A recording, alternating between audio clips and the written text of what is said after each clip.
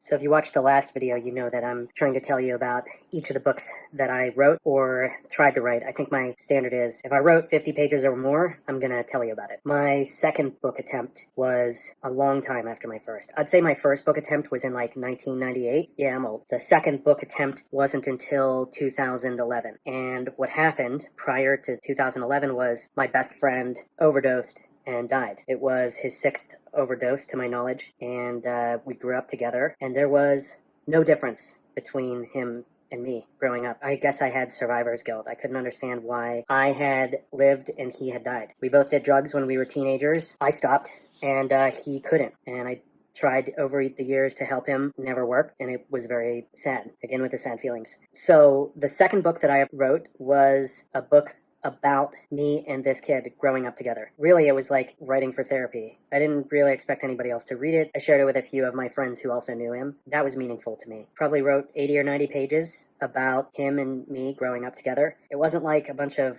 drug stories or something. It was about sleepovers and watching Ferris Bueller's Day Off, staying up all night before a hockey game. It was helpful to me. I didn't feel better all the way when I was done, but I felt a little different. I got to a place where I accepted bad things happen. Not everything happens for a reason. To say that he was supposed to die and I wasn't is not something I can accept. And I got okay with that. That understanding of the world, that things happen and sometimes they don't happen for a good reason, is something that influences all of my writing. And it was that experience that gave that kind of shape to the stories that I would write later. That's the second book that I attempted. I would love to hear about your writing attempts, whether they were successful or not. If you're a writer, I want to be following you. And if you're a reader, I want to be following you. Next time I'll tell you about the third book I tried to write, or the third book is actually the first book that I felt was successful. YA historical fiction set in Germany, not about the Holocaust.